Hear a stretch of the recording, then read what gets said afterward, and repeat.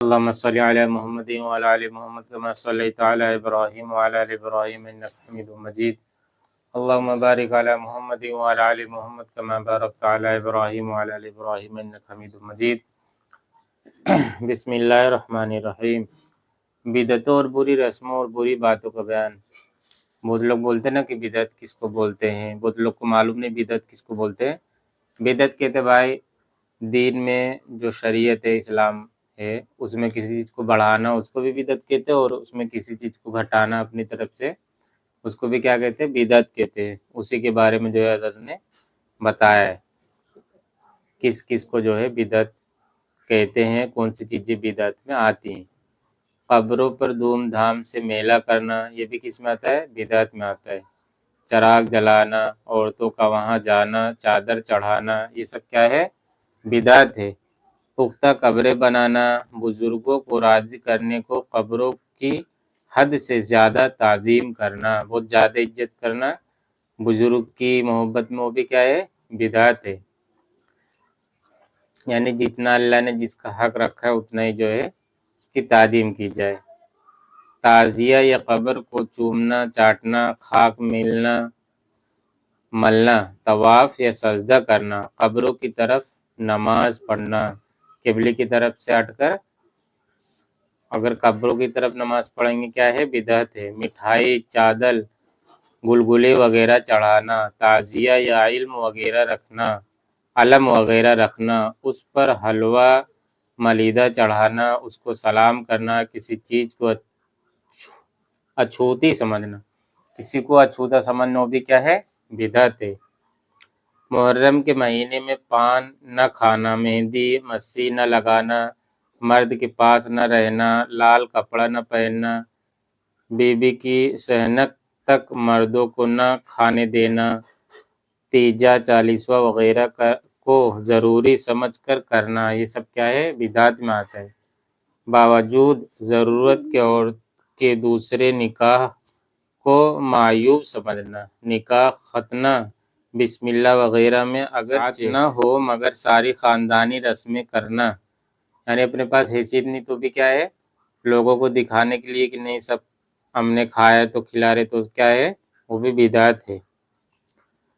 خصوصاً قرض دام کر کے ناچ رنگ وغیرہ کرنا، ہولی دیوالی کی رسمیں کرنا، سلام کی جگہ بندگی وغیرہ کہنا، یا صرف سر پر ہاتھ رکھ کر جھک جانا،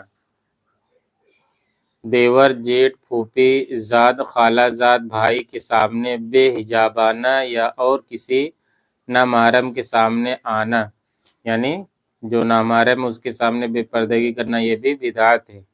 باجا گانا سننا یعنی موسیقی سننا، ڈومنیوں وغیرہ کو نچانا اور دیکھنا، اس پر خوش ہو کر ان کو انعام دینا، یہ سب بھی بدعت ہے.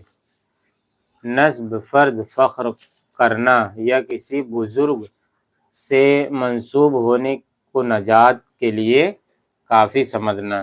کسی سے مرید ہے تو جو اسلام نے احکام بتایا اس کو نہیں کر رہے بلکہ بزرگ سے تعلق ہے تو کیا سمجھ رہے، ہمارے نجات کے لیے کافی ہے. کسی کے نسب میں کسر مواس پر طعن کرنا،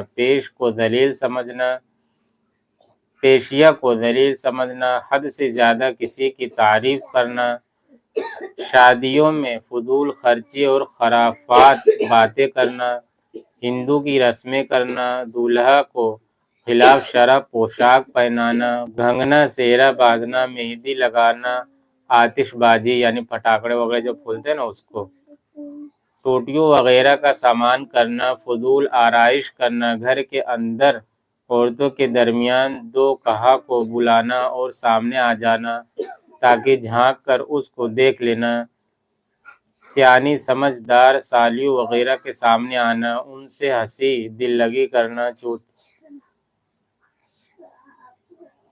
چوتھی کھیلنا، جس جگہ دولہا دلہن لیٹے ہو اس کے گرد جمع ہو کر باتیں سننا، جھانکنا تاکنا، اگر کوئی بات معلوم ہو جائے تو اس کو اوروں سے کہنا، یہ سب کیا ہے، بدعت، بہت بڑے گناہ ہے.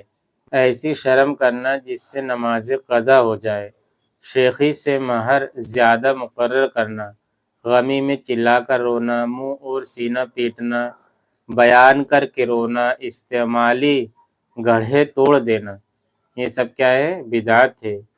جو کپڑے اس کے بدن سے لگے سب کو دھلنا، برس روز تک یا کچھ زیادہ اس گھر میں اچار نہ پڑنا، کوئی خوشی کی تقریب نہ کرنا، مخصوص تاریخوں میں پھر غم کا تازہ کرنا، بولتے نا آج یہ دن مرے تھے، تو وہ سب کیا ہے؟ شوق منانا بدعت ہے۔